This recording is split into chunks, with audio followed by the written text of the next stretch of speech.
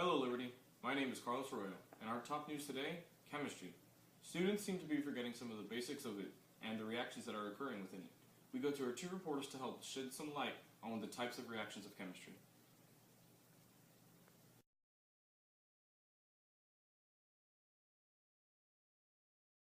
So in this decomposition reaction, we're having the electrolyzation of water, and so basically the water particle is being separated into both hydrogen and oxygen.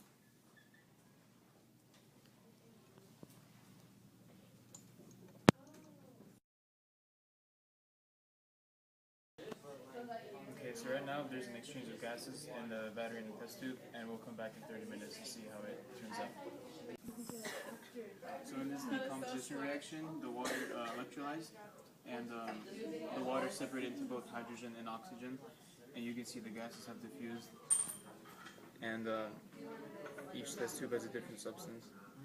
You can see the bubbles.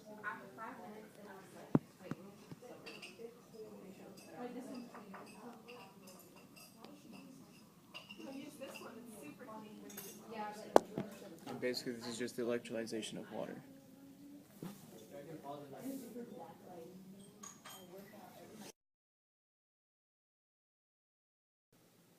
We've decided to come up with a few visuals to help explain what Matt is showing in the experiments. Here, we can see one for decomposition. Matt showed decomposition as the electrolyzation of water, which involved a battery, test tubes, and water itself. What happened is, we could see the compound of gas was being decomposed or split into two different elements. That is the idea of decomposition, or where there are more products than there are reactants. Decomposition is essentially the opposite of synthesis, which we will learn further on. Here we will be continuing to show what Matt is showing in each experiment. Okay, in this reaction we have a synthesis reaction, and we're going to synthesize magnesium oxide. And the magnesium and the oxygen are fusing together to make magnesium oxide. Oh my goodness. Okay, 1, 2, 3, go.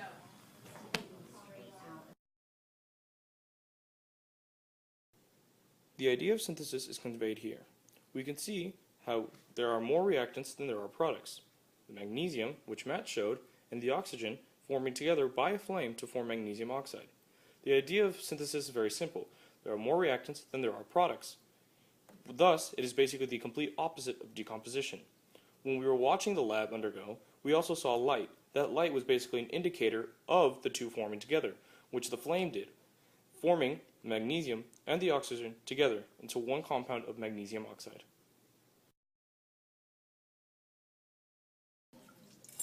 In this double replacement reaction we have lead nitrate and potassium iodide. And basically we're just going to mix these two with a glass stirring rod and see what happens.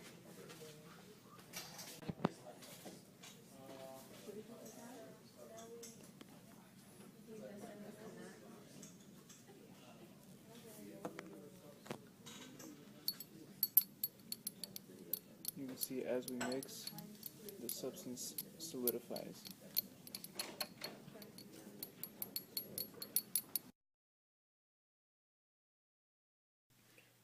Here we can see the visual for a double replacement reaction. Double replacement is a little bit more complicated than the rest, so we've decided to use a few pointers with letters.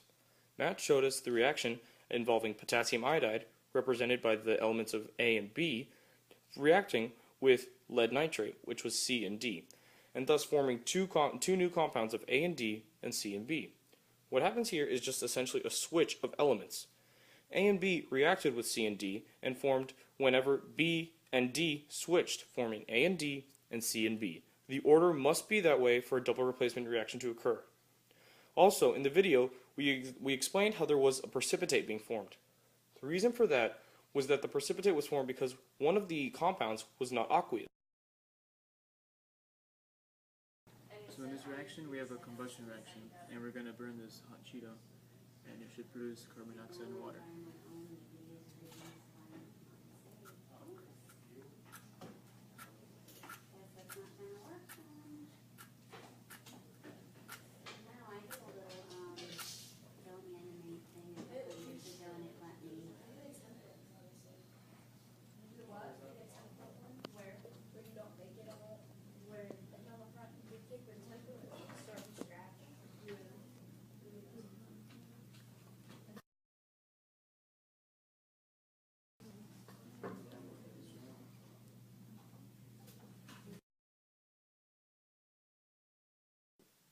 Here we see the visual for combustion. Combustion is a little bit different from the rest, but not too difficult to understand. The thing that makes combustion unique is that it holds constants. The constants of oxygen in the reaction side and the constants of water and carbon dioxide in the product side. Matt showed us with the Cheeto and with the flame what happens in combustion. Here, the Cheeto can be seen when reacting with oxygen, and once doused in the flame, turns out to create water and carbon dioxide. Those all must be present for combustion to be undergone.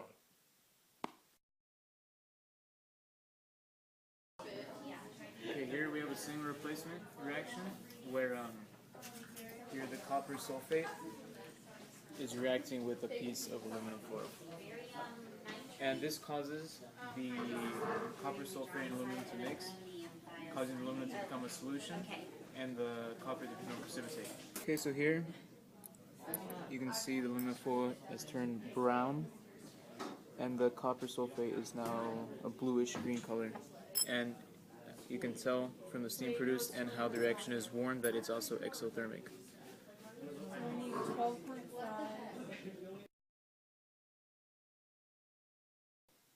Here we can see the reaction of single replacement.